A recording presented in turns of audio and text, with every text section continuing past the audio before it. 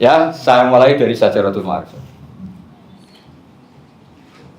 Ya ini contoh-contoh mudah supaya memahami Quran. Karena kenapa ini dulu? Karena supaya membentuk perilaku kita. Misalnya 173. Mungkin Pak Zarkasi yang punya kitabnya 173. Pak Mukhlis sudah ngelotok, tenang saja, pernah ketualan senah. Nah ini misalnya gini, di sini ada yang saya suka dari Syajaratul Ma'arif itu misalnya peristiwanya khas menjadi kaidah ammah. Ya jadi pakai alif itu diumumil lagi. Tapi ini aplikasinya. Misalnya contohnya faslun fi nafil ibad bi kullil bilad. Qala wa ta'ala wa ja'alani mubarakan aina ma kuntu.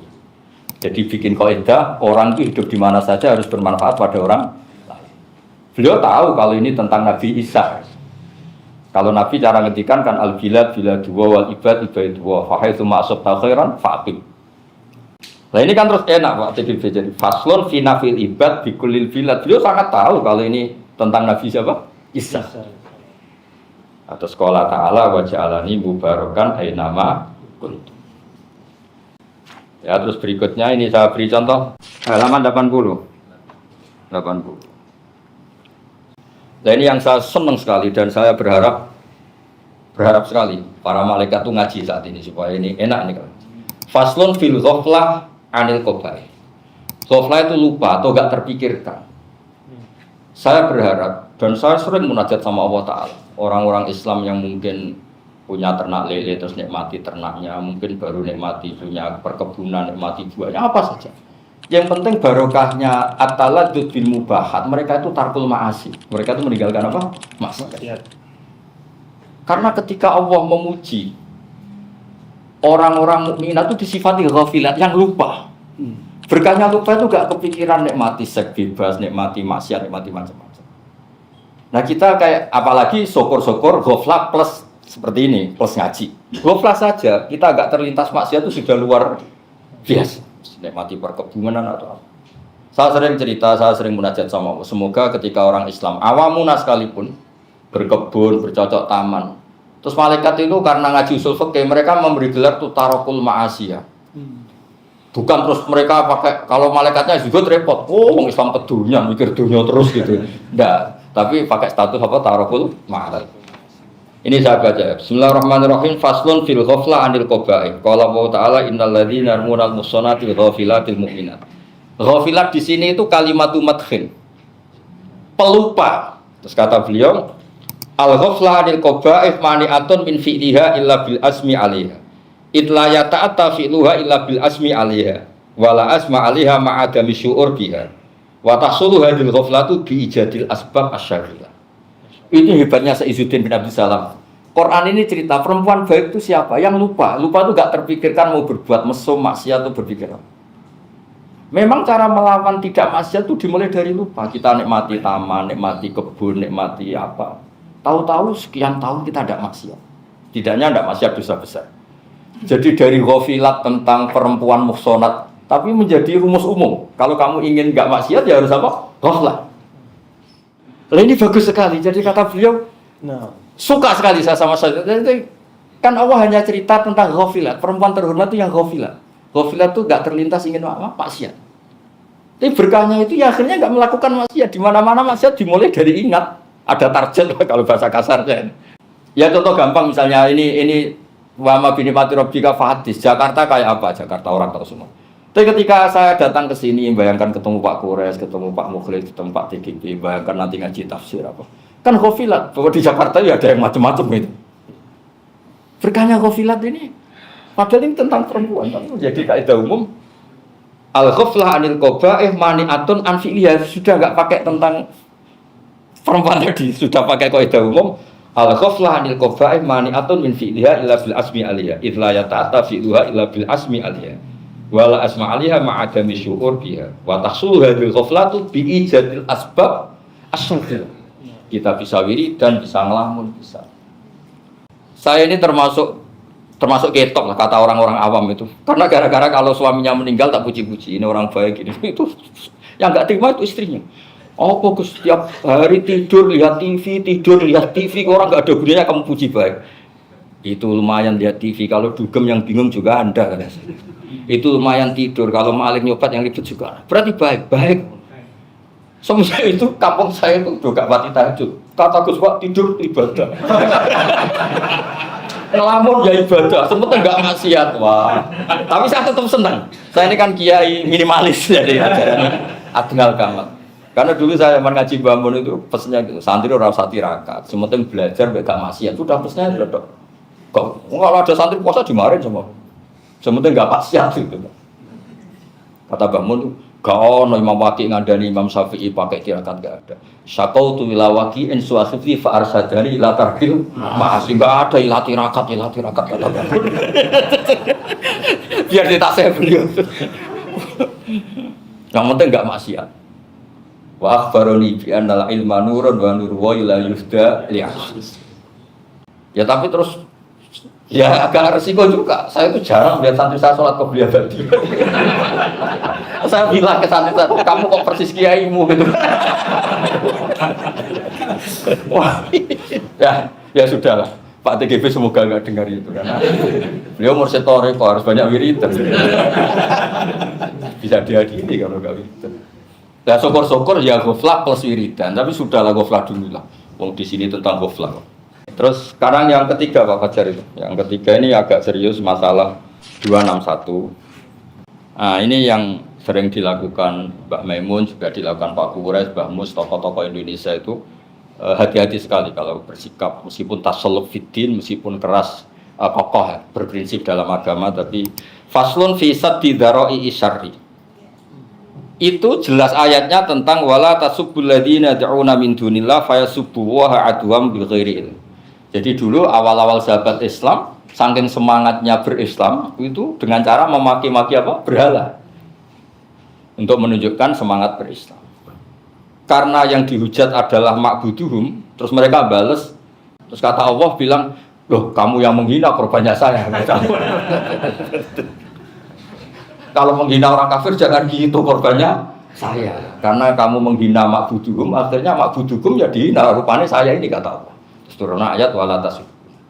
Tapi sama Saizuddin itu enggak dipakai tentang sabbul alihah atau sabbul asnam, tapi tentang dzara'i. Jadi kalau kita terlalu semangat berislam menghina agama orang lain, ya mungkin kita akan dihina. Kalau kita suap menghina tokoh mereka, ya tokoh kita akan dihina. Yang kenapa? Kures saya, Pak TGP. Nah ini hebatnya Saizuddin. Faslun fi saddi dzara'i isyar.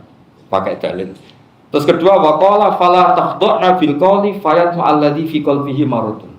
Istrinya Nabi itu rata-rata cantik. Yang enggak cantik dalam riwayat itu hanya satu Saudah ya. Iya. Saking tahu dirinya Saudah, jatahnya dikasihkan Aisyah. Istrinya Nabi itu rata-rata kan cantik. Sopan itu kan mesti makmurun fi kulli halah. Namanya sopan itu baik. Tapi kalau taruhannya itu hal-hal yang negatif, sopan itu enggak penting. Makanya orang-orang cantik itu disunatkan agak-agak sopan. Karena sopan bagi untuk lelaki yang hidung belang itu dikira mau. Coba misalnya ada perempuan cantik sopan, monggo pinara, kan bahaya betul itu. Kalau orang pikirannya nakal kan pasti itu pikirannya itu macam-macam. Maka istrinya Nabi itu nggak boleh takdok nak khuduk itu kan sopan. Maka istri Nabi itu nggak boleh terlalu sopan karena fayat ma'alladzi fi qalbihi maradun. Orang yang pikirannya nggak benar mesti pikirannya itu negatif. Nah. Padahal khuduk itu makmur, sopan makmur, tapi ini bisa salah paham. Artinya apa? Demi saddi dzara'i, sunniyatu sopan ini menjadi hilang. Demi sadud dzara'i, karena efeknya adalah fayat ma'alladzi fi qalbihi maradun. Orang yang nyon sewu hidung belang atau pikirannya negatif, wah kok mau? Wah luar biasa kita. Ini mungkin satu kali lagi contoh. Ini contoh memahami Quran secara mudah dan benar. Secara mudah dan benar. Kalau usul-fikih nanti sesi terakhir ya, supaya bingungnya terakhir terus nanti makan terus pulang udah, nggak usah dipikir. Saya ini pede bukan karena sombong, saya suka dulu. Mungkin Nabi Quraisy kemarin saya minta baca, saya ngasih video dulu. Saya itu termasuk santri yang sering baca kitab depan Mbah Mun. Makanya saya tahu kalau saya agak goblok-goblok banget karena saya baca hampir nggak pernah disalahkan itu.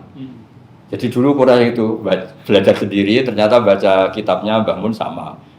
Kalau nggak sama 50% berarti pinternya 50%. Kalau sama 100% ya pinternya sudah 100. Itu kata Basal. Jadi kalau ternyata hak saya ini benar terus. Ya, makanya saya yakin kalau saya alim kata Gus.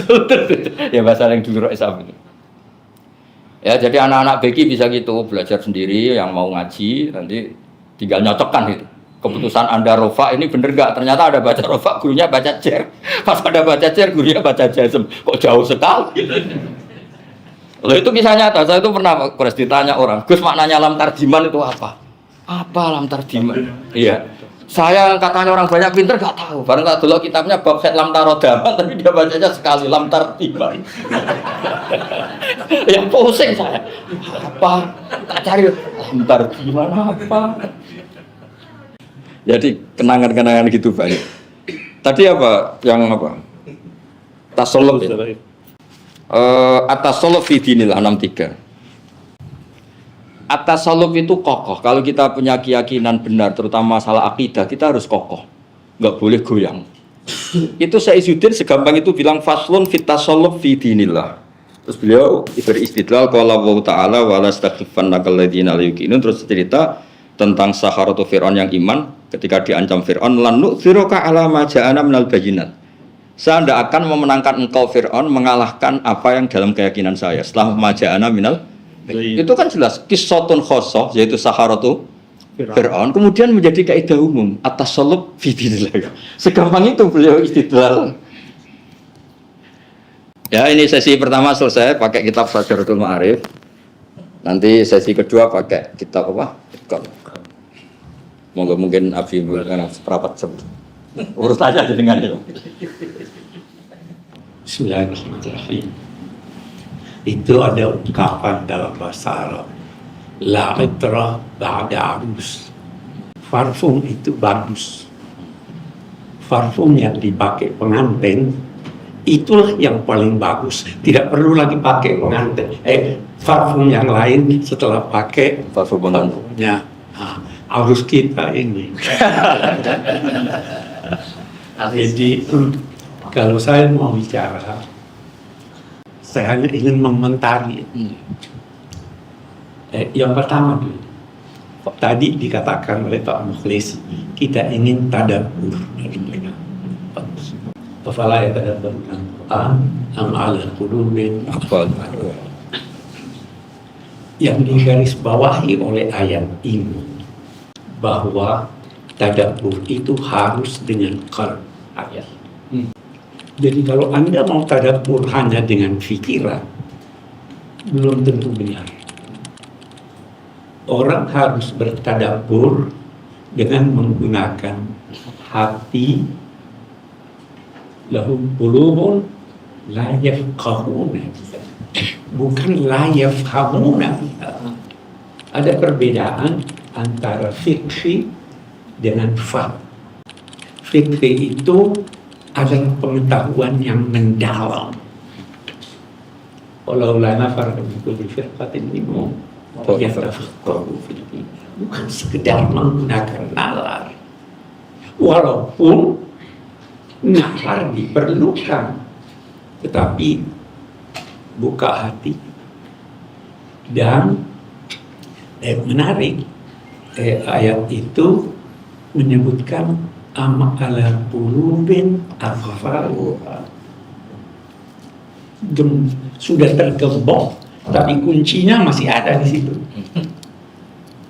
Yang susah kalau tergembok, kuncinya hilang. Ini nanti terus kalau kita bicara tadabbur itu panjang sekali uraian menyangkut tadabbur.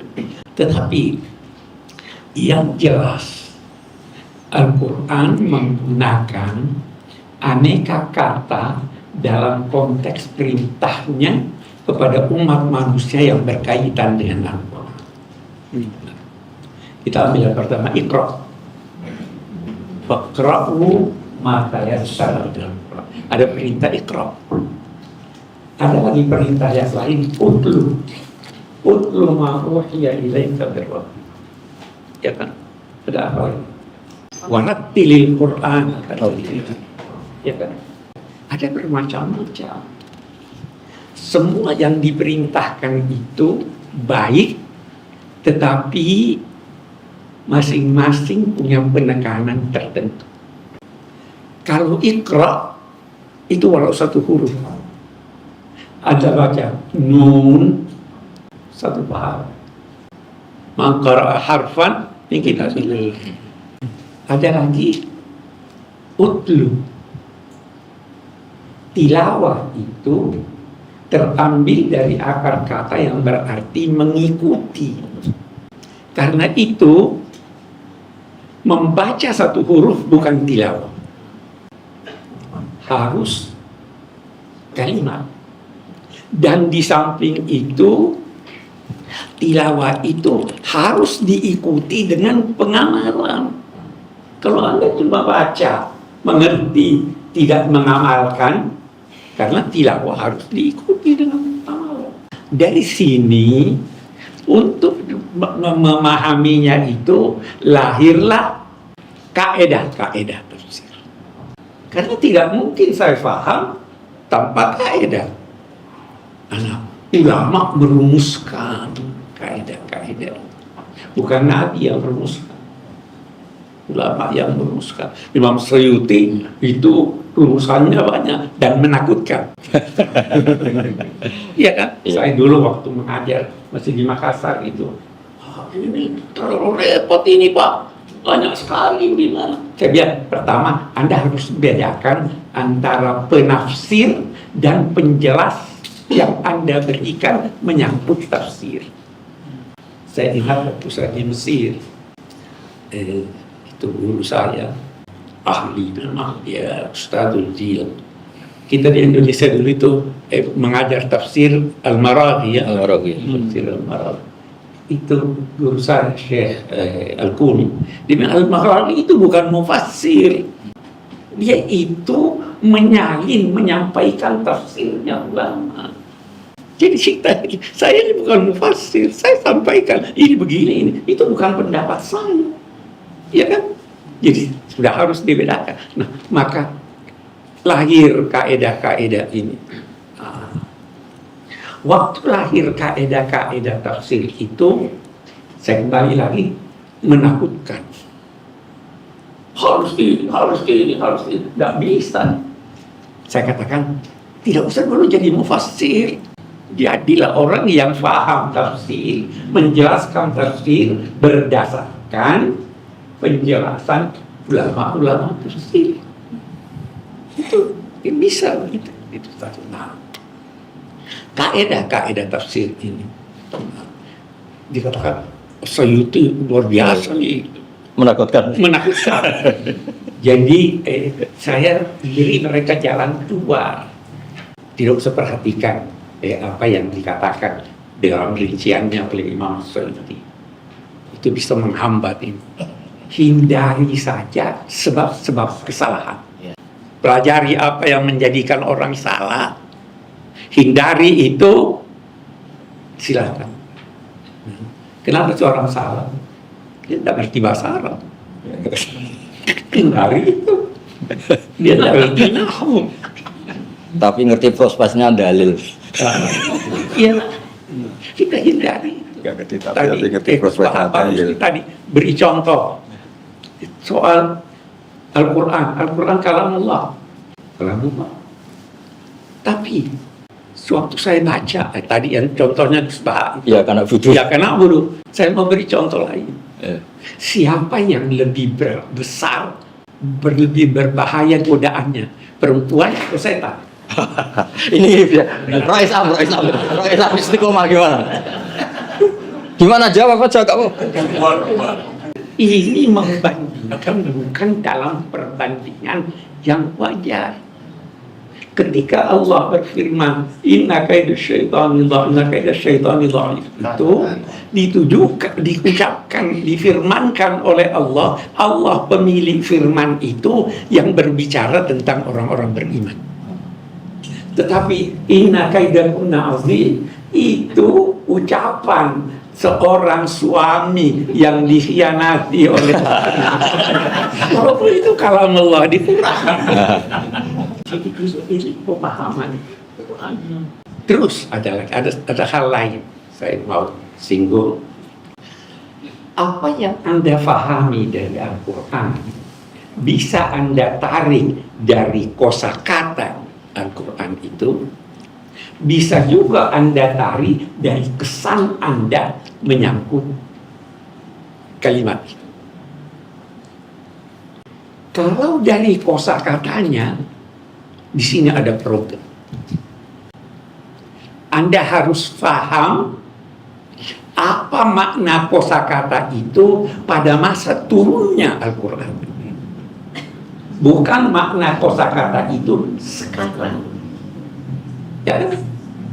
Faltaqatahu ba'dus sayyara. Ya. Apa arti sayyara? Fajaat sayyaratun arsalu Sayyara mobil. Oh, itu diangkut. Itu kafir. Karena itu penggunaannya seperti itu. Kalau tidak, salah. Dari sini lahir syarat harus paham bahasa Arab, bukan sekedar paham bahasa Arab, tapi paham penggunaan Al-Quran terhadap kosakata itu. Karena tidak jarang Al-Quran mengubah makna semantik dari kata. Syarat, kalau tidak salah. Apa arti karam? Itu Al-Quran ubah makna karam. Inna akramakum indallahi atqakum. Ya, sudah berubah. Apa arti salat? Doa. Sudah diubah. Ini kaidah mutlak. Tanpa Anda ketahui itu tidak. Nah, kemudian kita lihat, kalau kita bicara dari segi bahasa, satu kata bisa mempunyai makna yang berbeda sesuai dengan pengucapan Anda. Bisa makna yang berbeda sesuai dengan di mana Anda berhenti. Kalau tidak, salah. Itu dulu saya ingat, saya waktu di pesantren, Allah yarham, dia bilang, kamu kalau mau baca kitab macam-macam pendapat.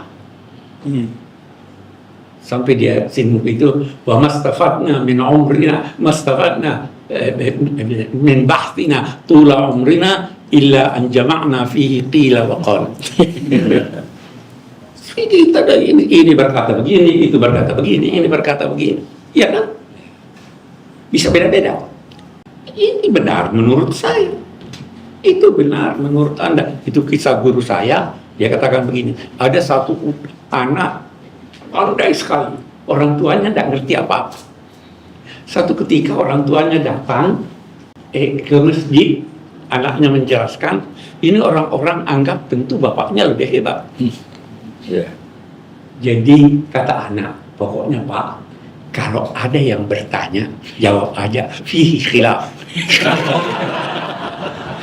Biar kelihatan pinter, bacanya banyak ya. Ya, jadi banyak ada yang nakal. Terus dia tanya, afillahi syakul.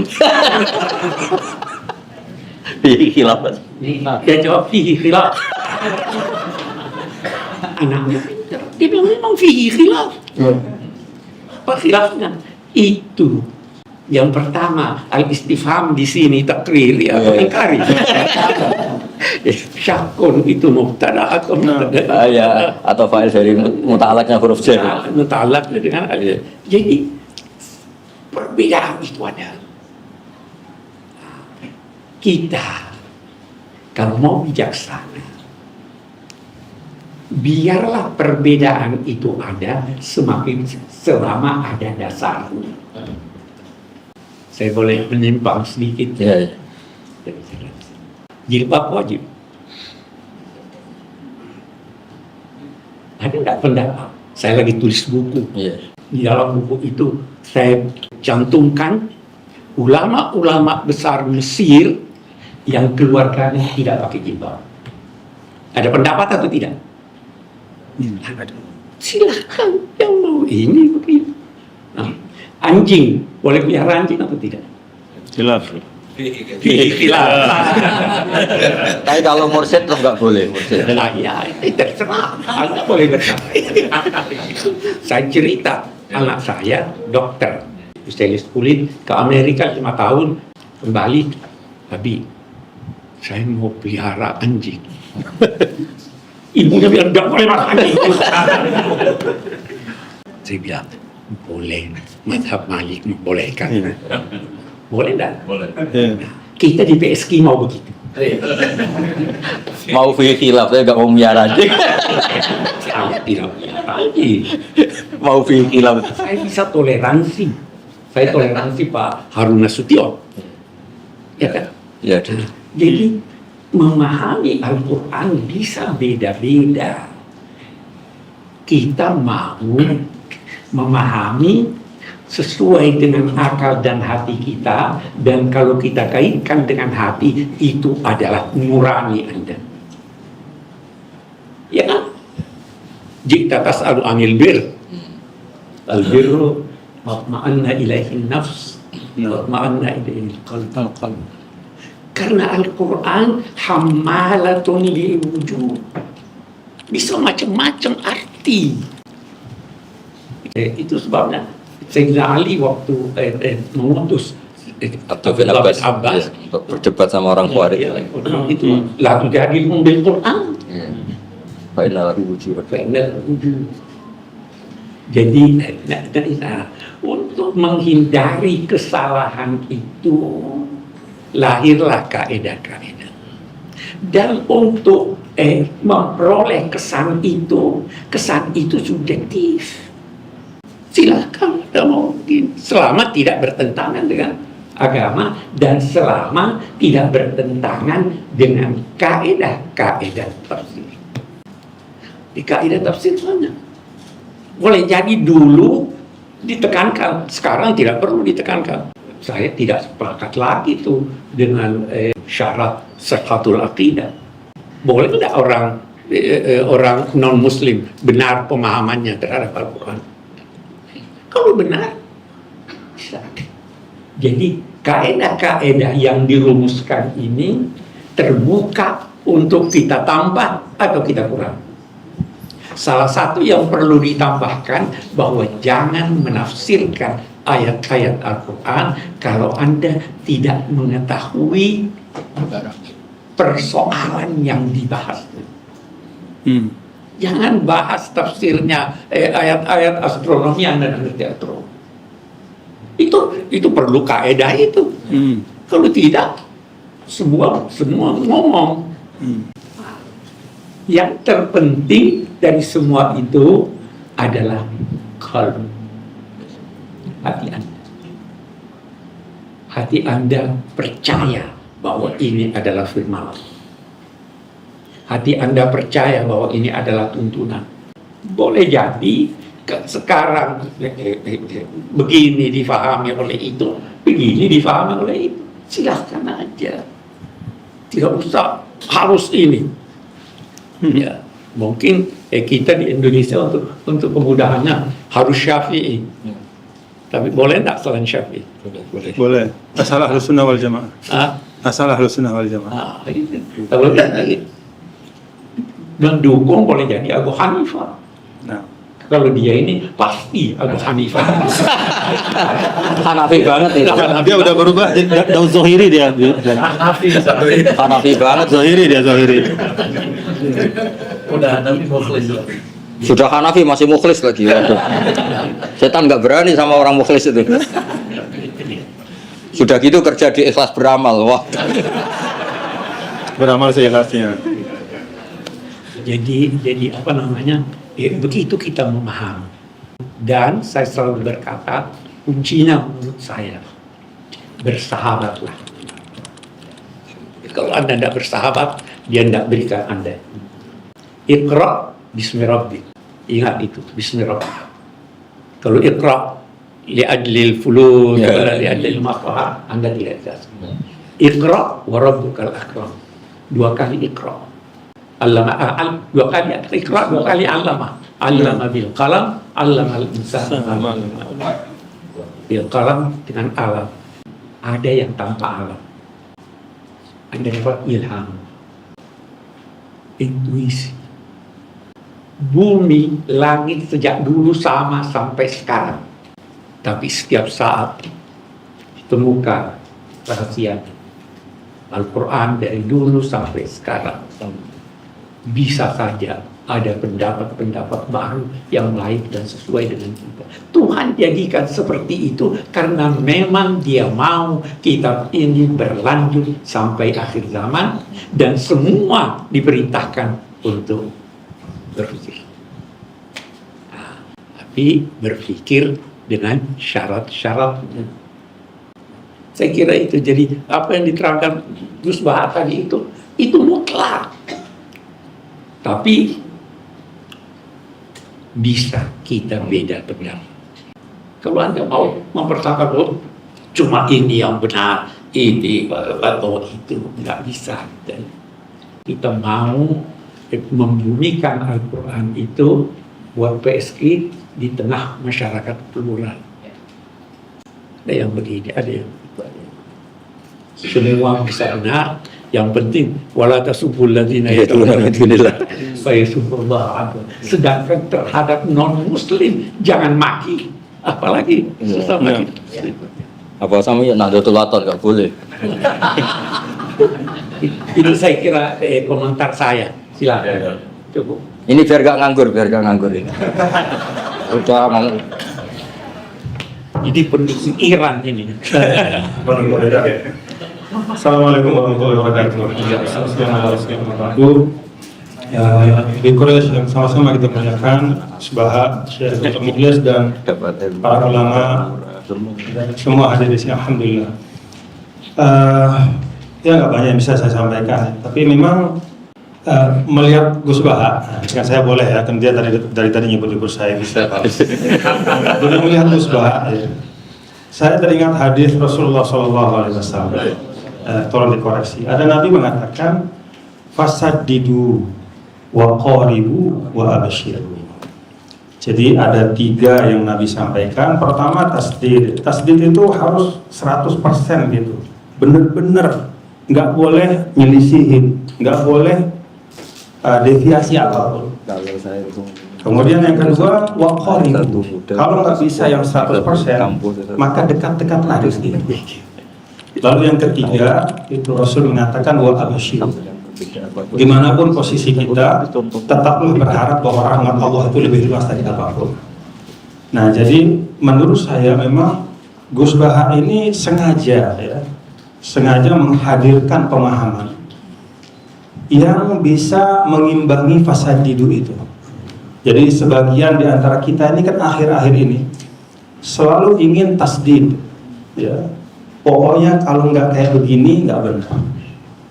Begitu bertentangan atau tidak ada warid di sunnah berarti bid'ah. Nah, beliau menyampaikan di sini waqari. Karena memang kapasitas kita itu banyak yang kapasitasnya tidak bisa wasadidu. Kita cukup pada maksimal apa yang bisa kita lakukan. Karena itu beliau misalnya tadi banyak menyampaikan tentang kelapangan-kelapangan. Dan sekali lagi ke lapangan bukan berarti bernego dengan ajaran Islam, bukan berarti kurang komitmen. Bahkan dalam keadaan tertentu seperti saya beliau sampaikan, justru menampilkan kelapangan Islam itulah wujud yang paling nyata terhadap komitmen Islam hari ini, supaya orang tetap dekat kepada agama. Itu satu. Yang kedua, saya melihat tadi beliau menguraikan Syajaratul Ma'arif. Sebelumnya Dr. Mukhlis menyampaikan sekarang kita perlu tadabbur. Lalu guru kita menyampaikan tentang bahwa Al-Quran itu hamalul wujuh.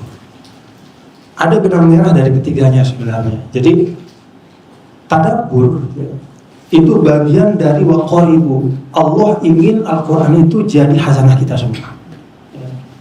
Jadi bukan hanya hazanah orang alim, ya, karena dalam Islam itu la rahbaniyah. Ya, tidak boleh orang atas nama saya tokoh agama maka dia monopoli semua pemahaman keagamaan, maka dikasih ruang. Nah, ruang dalam studi Al-Quran itulah tadabbur tadi gitu. Tapi ya, tadabbur itu bukan memanjakan subjektivitas. Bahasa Abi tadi itu bukan hanya pemahaman akal, tapi harus diiringi dengan kalbu. Apa contoh yang paling real? Ini ya, beliau baca tadi guru kita Syajaratul Ma'arif. Bagaimana sebenarnya Gus, kalau kita lihat tadi misalnya innal ladzina yarmuna al-muhsanatil ghafilat. Kata al-ghafilat ditadaburi oleh Sultanul Ulama ini, Syekh Izzuddin bin Abdus Salam. Ya. Kan tidak gampang untuk menarik makna ghafilat itu kepada bahwa ya sudah, kalau orang yang tawassa' fil mubahat biarkan saja. Yang penting dia nggak mengerjakan yang haram. Itu nggak gampang lari ke sana. Nggak ada mantik yang premis minor mayor itu nggak ada. Tapi itu tadabbur gitu. Nah, kenapa Syekh Izzuddin ini bisa sampai ke situ? Seperti yang Abi Quraish sampaikan, Syekh Izzuddin Sultanul Ulama, tapi pada saat yang sama dia lah bisa kharqat tasawuf yang dikasih oleh Imam Syahruddin Syihabuddin Sahrawardi. Jadi Imam Syihabuddin As-Suhrawardi itu melantik Izzuddin Abdus Salam dengan memberikannya khirqah, ya, penanda bahwa dia sudah berhak untuk mengijazahkan dan mentalqin. Artinya apa? Syekh Izzuddin ini bukan hanya ulama yang cerdas akalnya, tapi juga hatinya. Nah, itulah yang keluar Syajaratul Ma'arif. Jadi menurut saya, yang saya pahami, ya, bahwa tafsir, takwil, dan tadabbur itu adalah satu rangkaian. Untuk kita, termasuk saya yang bukan ahli tafsir dan ahli takwil, maka ruang saya tadabbur. Tapi ya, tadabbur saya juga tidak boleh lepas dari kaidah-kaidah yang Abi sampaikan tadi. Jadi tidak boleh kita memanjakan subjektivitas kita dengan berdasarkan begini. Dan sebenarnya ini bapak-bapak, saudara-saudara, ya, ini juga menunjukkan ya tidak validnya orang yang mengatakan pokoknya yang penting kembali kepada Quran hadis. Begitu saja. Kenapa? Karena pada masa para sahabat saja, tidak lama setelah Rasulullah wafat, ya, itu beberapa sahabat bisa salah faham terhadap Al-Quran. Contoh misalnya yang laisa 'alal ladzina amanu wa 'amilus shalihat junahum fima ta'imu. Umar sama Kudama. Iya. Jadi Kudama sampai minum minuman keras karena Ngefly. Jangan ngefly dalil. Ngefly sampai dalil. Dia minum, tapi ketika ditanya mau dihad, dia bilang saya nggak apa-apa dong, saya minum. Kan di dalam Al-Quran itu ada tidak berdosa orang yang sudah beriman, bertakwa, beramal soleh, apapun yang mereka makan atau minum. Kan saya beriman, saya bertakwa. Ini sahabat. Jadi antara sahabat pun ada levelnya, gitu. Nah, oleh Umar ini ingin dijadikan sebagai pelajaran. Maka kemudian dibawalah dia, dan disitulah Ibnu Abbas yang mengatakan salah pemahamanmu. Itu ayat menjawab pertanyaan dari sebagian sahabat kepada Nabi. Ya Rasulullah, banyak di antara orang tua kami meninggal sebelum minuman keras diharamkan. Artinya sampai akhir hayatnya dia masih minum gitu. Gimana nasibnya? Nah, turunlah ayat ini. Untuk mereka yang telah beriman, beramal soleh, ya, mereka nggak masalah gitu. Untuk yang meninggal sebelum turunnya ayat yang mengharamkan minuman keras.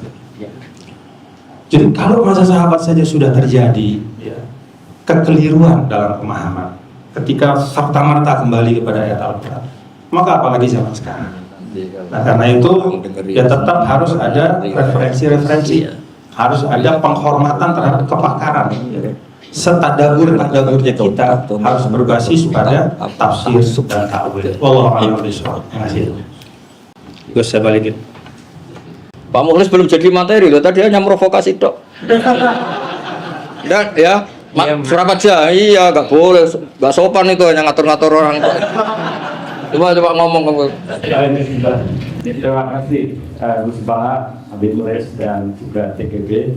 Yang saya kira kalau kita perhatikan tadi ya, dari awal paparan Gus Baha, walaupun tadi kesana kemari dan kemudian membaca kita tadi kalau kita pahami ya bahwa ini semakin menegaskan pentingnya kita untuk melakukan tadabbur atau pemahaman Al-Quran yang berdasarkan pada kaidah-kaidah yang sudah dirumuskan para ulama. Dan tentu ini ada metodenya. Walaupun itu semua diawali dari kebersihan hati dari itu. Nah, inilah yang kemudian ditegaskan oleh Abi Quraish tadi tentang pentingnya kita memahami kaidah-kaidah itu. Kalau tadi Gus Baha dengan candanya mengatakan bahwa saya ini yang mazhab minimalis begitu. Ya, Islam minimalis. Yang minimalis. Ya. Tapi selama itu masih dalam kerangka kebaikan dan menjauhi larangan, itu kan saya jadi terpancing untuk yang kita berikutnya nih. Gus. Ya. Saya kan hanya pemantik ini. Ya. Biar dia hanya mukhlis Ya, saja. karena dalam potongan yang disampaikan Gus Baha, kitab Al-Muwafaqat ini ya, Ya. terkait dengan al-ma'murat wal manhiyat. Ya, yang mutlaqah. Ya, mutlaqah. Saya kira ini mengarahnya ke sana. Jadi, kullu khaslatin amara biha aw naha anha mutlaqan min ghairi tahdid wala taqdir. Falaysa al-amru aw an-nahyu fiha ala wizanin wahid. Jadi di sini ada 50-an lebih fadail atau kebaikan-kebaikan yang dianjurkan oleh agama untuk sabar, bersyukur dan seterusnya. Itu ternyata tidak setiap orang bisa beda-beda kan gitu ya. Jadi tidak bisa diseragamkan bentuknya harus begini. Ada mungkin yang minimalis tadi itu. Iya. Ada yang apa namanya yang Menakutkan tadi kayak Imam Suyuti itu menakutkan. Nah, itu dia. Jadi yang maksimal kayak Imam Suyuti ya. Ya. Nah, madhab yang agak ringan ya ada. Tidak bisa kita seragamkan. Ini menarik ya. Ala wizanin wahidin fi kulli fardin min afrodiha. Karena bentuk-bentuk ihsan, bentuk-bentuk adil itu banyak sekali. Nah, ada orang yang bisanya bagian ini saja, silahkan. Selama masih dalam bentuk kerangka al-ma'murat, itu ya kita benarkan. Nah ini tadi saya kira sejalan dengan madhab PSI ya, yang artinya kita memberikan orang keluasan untuk menjalankan khilaf tadi ya. Kalau ditanya selama ada dasarnya, selama masih dalam kerangka al-ma'murat tadi, diperintah oleh Tuhan itu.